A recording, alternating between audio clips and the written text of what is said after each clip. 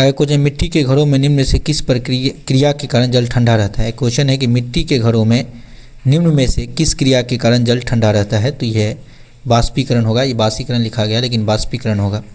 घनत्व का ऐसा मात्रक क्या होता है, तो घनत्व का मात्रक होता है केजी मीटर प्रति क्यू, यानी घनत्व का ऐसा मात्रक होता है केजी मीटर प्रति क्यू। घनत्व का ऐसा मात्रक क्या होता है, केजी मीटर प्रति क्यू होता है। द्रव अवस्था में परिवर्तित हुए बिना ठोस अवस्था से सीधे गैस में बदलने की प्रक्रिया को क्या कहते हैं, तो उसे ऊर्ध्वपातन कहते हैं। क्या कहते हैं, इसे ऊर्ध्वपातन कहा जाता है। क्या कहता है, ऊर्ध्वपातन कहते हैं। यानी द्रव अवस्था में परिवर्तित हुए बिना ठोस अगर कोई चीज़ बन जाए तो उसे हम ऊर्ध्वपातन कहेंगे। केल्विन पैमाने पर जल का क्वथनांक कितना होता है, तो जल का क्वथनांक 373 केल्विन होता है। जल का क्वथनांक यानी सेल्सियस में होगा 100 डिग्री सेल्सियस हो जाएगा। पदार्थ की कौन सी अवस्था में कण सबसे अधिक दूरी पर होते हैं, तो गैस में। कहा कि पदार्थ की कौन सी अवस्था में कण सबसे अधिक दूरी पर होते हैं, तो गैस में होते हैं। पदार्थ की कौन सी अवस्था में कणों की गतिज ऊर्जा सबसे अधिक होती है, तो गैस में होती है। वह तापमान जिस पर ठोस पिघलकर द्रव बन जाता है कहलाता है द्रवनांक। वह तापमान जिस पर ठोस पिघलकर द्रव बन जाता है कहलाता है द्रवनांक। वह तापमान जिस पर द्रव उबलने लगे क्या कहलाता है, क्वथनांक कहलाता है। वह तापमान जिस पर द्रव उबलने लगे कहलाता है क्वथनांक कहलाता है। पदार्थ की कौन सी अवस्था में कणों के बीच सबसे अधिक आकर्षण बल होता है, ठोस में। पदार्थ की कौन सी अवस्था में कणों के बीच सबसे अधिक आकर्षण बल होता है, तो ठोस में होता है। कि निम्न में किसका घनत्व सबसे अधिक होता है, निम्न में किसका घनत्व सबसे अधिक होगा, तो ठोस का घनत्व सबसे अधिक होगा। ठोस का घनत्व सबसे अधिक हो जाएगा। ठोस उसे कहते हैं जिसका आकार और आयतन दोनों निश्चित हो, ठोस कहलाता है। घनत्व को यानी किसी द्रव के घनत्व को जो है हाइड्रोमीटर से मापते हैं। कणों की अधिकतम गतिज ऊर्जा किस में होती है, कणों की अधिकतम गतिज ऊर्जा किस में होती है, तो गैस में होती है। कणों की अधिकतम गतिज ऊर्जा किस में होती है, तो गैस में होती है। गैस जिसका आकार और आयतन दोनों अनिश्चित हो, गैस कहलाता है। 0 डिग्री सेल्सियस पर जल की भौतिक अवस्था क्या होगी, 0 डिग्री सेल्सियस पर जल की भौतिक अवस्था क्या होगी, तो ठोस होगा। क्या होगा, ठोस के रूप में होगा, ठोस के रूप में होगा। अगला क्वेश्चन है कि किस अवस्था में यानी किस अवस्था में अणुओं यानी किस अवस्था में अणुओं की ऊर्जा सबसे कम होती है, तो ठोस अवस्था में अणुओं की ऊर्जा सबसे कम होती है।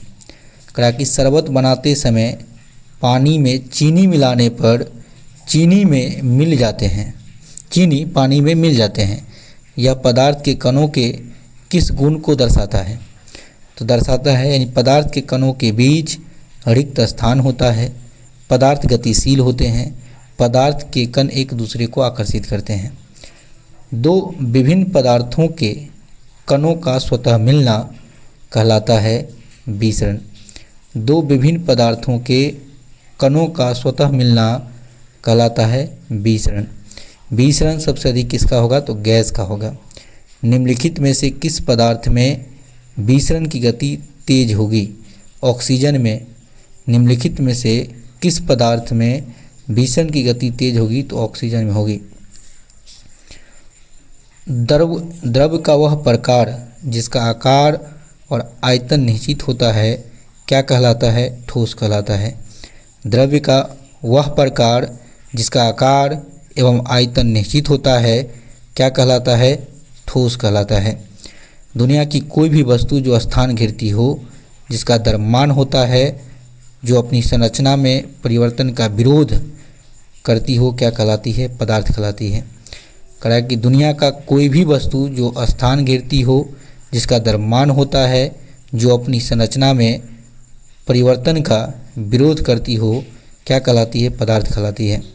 पदार्थ की वह भौतिक अवस्था जिसका आकार एवं आयतन दोनों अनिश्चित हो क्या कहलाती है, गैस कहलाती है। पदार्थ की चौथी अवस्था क्या है, तो पदार्थ की चौथी अवस्था है प्लाज्मा। पदार्थ की चौथी अवस्था क्या है, तो प्लाज्मा है। किसके कारण ही सूर्य और तारों में चमक होती है। तो किसके कारण सूर्य और तारों में चमक होती है? प्लाज्मा के कारण होती है। निम्नलिखित में किस वैज्ञानिक ने पदार्थ की पांचवी अवस्था के लिए कुछ गणना की थी?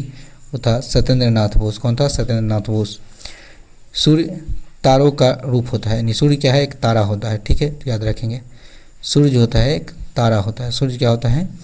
एक तारा के रूप में होता है सूर्य। अगला क्वेश्चन, निम्नलिखित में से किस वैज्ञानिक ने पदार्थ की पांचवी अवस्था के लिए कुछ गणना की थी? वो है भारतीय था सत्येंद्र नाथ बोस। किस विधि से कपूर, नेप्थेलीन, अमोनियम क्लोराइड, एंथ्रासिन आदि अलग करते हैं? उद्रपातन। उद्रपातन उसे कहते हैं कोई भी पदार्थ ठोस से बिना द्रव में बदले गैस में परिवर्तित हो जाए, उसे हम उद्रपातन कहते हैं। तापमान की माप केल्विन से सेल्सियस में बदलने के लिए दिए हुए तापमान से 273 घटाते हैं। सेल्सियस से केल्विन में बदलने के लिए दिए हुए तापमान में क्या करेंगे? 273 जोड़ते हैं। यानी अगर हम केल्विन से सेल्सियस में बदलते हैं तो दिए गए तापमान में से 273 घटा देंगे। जब सेल्सियस से केल्विन में बदलेंगे तो दिए हुए तापमान में 273 जोड़ देंगे। किसको सूक्ष्म बर्फ कहते हैं? यानी किसको सूक्ष्म बर्फ कहते हैं? तो ये कहते हैं ठोस कार्बन डाइऑक्साइड को, CO2 को, यानी ठोस कार्बन डाइऑक्साइड को सूक्ष्म बर्फ कहते हैं। किसकी संपीड़ितता सबसे कम होती है? तो ठोस की संपीड़ितता सबसे कम होती है, जबकि गैस की संपीड़ितता सबसे अधिक होती है। निम्नलिखित में कौन सही नहीं है? तो कहा कि ठोस पदार्थ का संपीड़ितता द्रव से अधिक होता है, यही गलत है। ठोस पदार्थ का संपीड़ितता सबसे कम होती है, यानी द्रव से भी कम होगा। एक गिलास पानी में 2 चम्मच चीनी मिलाने पर भी उसके जल के स्तर में कोई परिवर्तन नहीं होता है, क्योंकि चीनी के कण जल के कणों के बीच व्यवस्थित हो जाते हैं। कहा कि एक गिलास पानी में 2 चम्मच चीनी मिलाने पर भी उसके जल के स्तर में कोई परिवर्तन नहीं होता, क्योंकि चीनी के कण जो है जल के कणों के बीच व्यवस्थित हो जाते हैं। दाब के प्रभाव से पदार्थ का आयतन कम होने की क्रिया को क्या कहते हैं? संपीड़ितता कहते हैं। हमारे आसपास उपस्थित पदार्थ कितनी अवस्था में होते हैं? तो 3 अवस्था में होते हैं। सिलेंडर में भरा हुआ द्रवित पेट्रोलियम गैस एक द्रव है, यानी सिलेंडर में भरा हुआ द्रवित पेट्रोलियम गैस क्या है? एक द्रव है। ठोस से द्रव में परिवर्तन कहलाता है संगलन, यानी ठोस से जब द्रव बनेगा तो गलनांक कहेंगे या संगलन कहेंगे। दाब को किस प्रकार परिभाषित किया जाता है? तो परनोद प्रति एकक क्षेत्रफल, यानी दाब को किस प्रकार परिभाषित करते हैं? तो परनोद प्रति एकक क्षेत्र